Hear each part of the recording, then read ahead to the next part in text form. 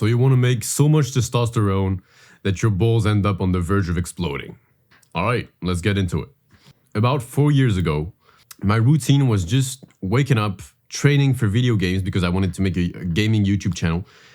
And I would eat Subway, 2 sub 30 sandwiches. So like this big, right? Like about this big, with cookies and like a bunch of sodas and all that shit.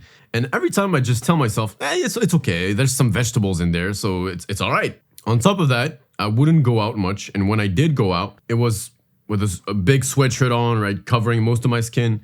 And when I did go out with friends, it was mostly just to, walk and talk. Nothing really particular.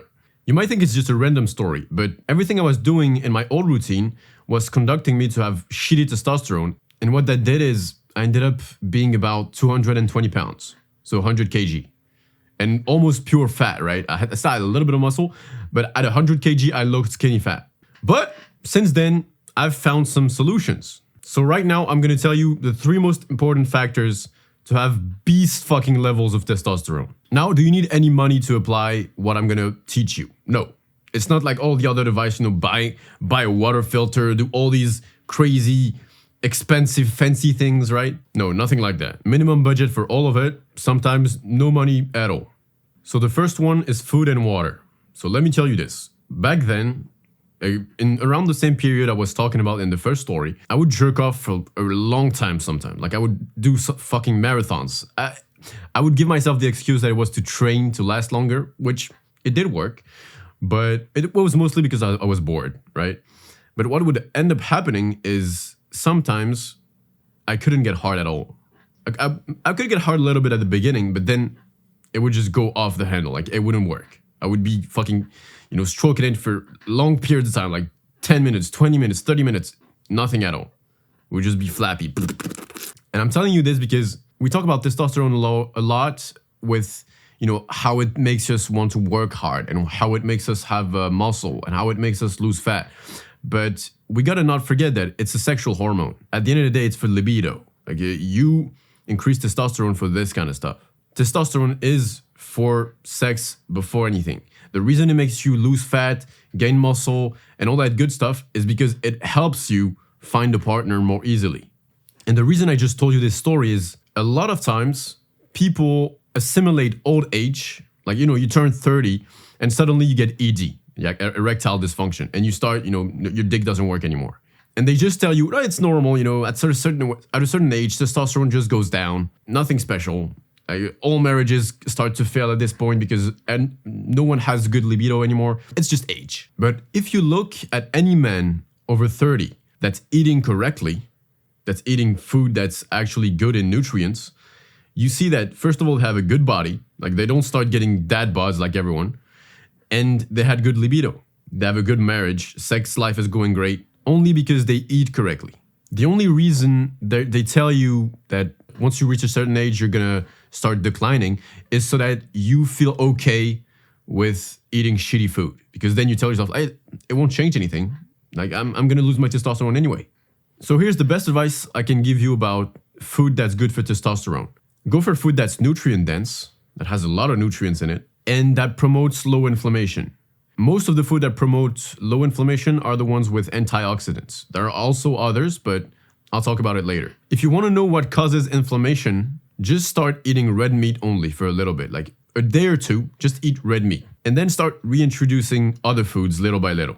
Every time you reintroduce a new food, you see if it makes your belly bloat. If your belly bloats when you eat other foods, as red meat, then you know this food isn't for you and you probably should avoid it or at least not eat it as much. Then you go back to red meat, add another one. If this one sticks and it doesn't make you bloat, then you could keep it in the diet. That's how I've done it for so far. Right now, I've been eating, like I'm not completely consistent with it, I'm gonna be honest, but the base diet I'm doing is a bunch of ribeye steak and about 20 eggs. 500 grams of ribeye steak and 20 eggs. Sometimes I don't go for the eggs. Sometimes I don't go for ribeye steak. Sometimes I add some other stuff in there that I'm going to talk about later. But since then, I've been having boners like never before. Like I was at the gym the other day and I just imagined the scene. And it's been a while since I've imagined something, that actually made it happen. I was walking on the treadmill and I got the biggest boner of my life, dude. Thankfully, I had black sweatpants that day because like I was pressing against it really hard. The second factor is sleep. Now, I know pretty much every testosterone video out there talks about sleep, but I still included it because it's genuinely the most important one. Not because it's gonna increase your testosterone like crazy, but because if you don't have it, it's gonna make it fucking plummet. If you don't sleep correctly, your testosterone will never, ever, ever be good. That's just impossible. There's a study where they made someone not sleep for an entire night, right? Their testosterone was cut by half. With just one night of sleep, that was out. So imagine if it's been years and months and weeks and whatever. I don't know how much time you've been going sleep deprived, right? Maybe you just sleep 6 hours, maybe 7, maybe 5. Your testosterone will never recover if you don't start putting your sleep together. And the truth is, I could tell you, do this and do that super complicated routine and all that shit, but I was doing it before. I had that super complicated routine. Cut all screens at this time, do this, do that. Didn't work for me. I'm gonna be honest with you. It just didn't work. Because then it puts too much thoughts into sleep. Since I was a kid, I was lucky. I could go to sleep really fucking fast. And then I started consuming self-improvement content and put a whole sleep routine together thinking I needed it. And it ended up fucking up with my sleep. Like I wasn't able to go to sleep easily. I would be out there thinking about how to go to sleep. Honestly, self-improvement content is kind of becoming this whole who has the most complicated, most fancy routine to just add 1% effectiveness to the task. So here's how I do it now. I do put a little bit of tape on my mouth here and there sometimes when I remember, because it's better to breathe with the nose, but it's not necessary again. Just do it if you want.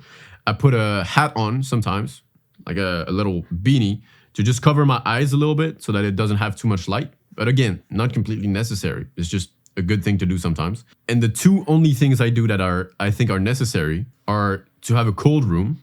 So, open your window, make sure it's not hot in your room, right? And to go to bed at a set time. I don't do it that much in the past few days because I have troubles with my room. I can't sleep in my room. There are bed bugs and all that. But if you set a time to go to bed, your mind is just going to wind down around this period of time. And then once you're in bed, you want to relax into sleep. That means try and imagine yourself melting into the ground. Imagine your mind just relaxing, and be happy with the fact that you're able to just relax in this moment. Don't think about tomorrow. Don't think about what happened that day. Just relax into the fact that you're going to be able to go to sleep. And most of the time it works way better. When I do this, I can go to sleep in about 5 minutes. The third factor is, I think, the most underrated out there. Most people don't talk about it. It's competition. About 6 years ago, in my last year of high school, we did boxing in our gym class. It was pretty cool. French boxing. It's like you have the punches and you have the kicks, but you don't have the knees or anything, just kicks. And so I was having this match with a friend. I think it was the test day. So it was an important match, right? And the two of us, we weren't the kind to really go light. Like if we were gonna fight, we were gonna fight for real. Like not for real, but you know what I mean. We were gonna put some weight into it. And so we started the fight, and I had just watched Hajime no Ippo, which is a boxing manga, a boxing anime. And so I had just learned the Depsy roll, right? The stuff that Mike Tyson does. And I was obsessed with it. I was just doing it all the time, like a dumbass. And this guy kind of figured me out because this is supposed to kind of dodge single punches, right? You dodge this punch, and then you dodge that punch, and then maybe you counter and all that stuff. I didn't really understand it. I was just doing it because it was fun. That's how I am. I test shit out. And he would just keep jabbing at me. Ta, ta, ta, ta, ta, ta. And what I did is, because he kept jabbing at me, he could constantly hit my nose. Constantly. And I couldn't dodge it all. I could dodge some of them, but then the other one would just follow me. And I wasn't even trying to fight back correctly. So I just ended up getting a bunch of jabs in my nose. At the end of the round, I ended up just getting a nosebleed. Now, you might think that's a bit dumb, right? Like, why did I go so far as to get a nosebleed? Why didn't I just start boxing normally and all that stuff? It's because I tend to think that seeing yourself as the main character is way more fun. And I think competition is what creates that feeling of being the main character. When you're fighting against someone who's not that strong compared to you, right? Who's around your level, maybe a bit further, maybe he has something that gives him an edge, then you feel like the main character. You feel like you have something to surpass. You have something to strive towards. And to me, challenge is what makes life exciting. Yet, that's pretty much what we're told to run away from. Avoid failure at all costs, to avoid embarrassment. But if you think about it, that's the way extras behave. And that's the best way to have an extremely boring life. You might think people are going to think you're childish if you want to arm wrestle that guy who looks jacked. You might think it's going to be embarrassing to lose that wrestling match if you ask your friend for it. Well, fuck that. See yourself as the main character and challenge anyone to anything. Arm wrestle and wrestling is best, but sparring and rock, paper, scissors, bench press, chess, singing, whatever it is you want to compare yourself with, just do it. Do it with joy and excitement, because whether you win or lose, you'll learn to know your limits better. And it'll make you want to keep exploring who you are and what you're capable of. After I lost that round and got a nosebleed, I went back for the second round, the final one, and I decided I'm going to change my way of thinking. Instead of trying to dodge everything, I'm just going to dodge one punch and then counter. And so that's what I did. The first punch I dodged, it was magical. I literally dodged one, and it seemed like everything was slow motion at that point. Like the word was super slow. I was seeing his punch go through like this, right next to me. And then I send a punch to counter. And then I dodge again and send another one. And I wait, dodge another one, boom, counter. And I did that for the whole round. Just dodging, countering. At the end of the round, he had the first one, I had the second one. It ended up in a draw. It was an actual anime fight to me. I know it might not sound as impressive, but to me, that's how it was. And with that guy, with my friend, we were like, it was a fucking anime fight. It was awesome. Now, a bonus factor in testosterone is laughing. My sister had invited me at a party. It was about 3 years ago. And I couldn't really feel comfortable there. Like most people were a bit older than me, and I didn't know any of them, except a few friends of my sister's, but they're all girls. So I hadn't really bonded with them so far. And so I started drinking, because that's how most of us do it, right? We start drinking to take the inhibitions off. And I drink. And then I start dancing, I start having fun. We're dancing in groups and all that. It's pretty cool. Honestly, I had a lot of fun. But then around the end of it, I started puking.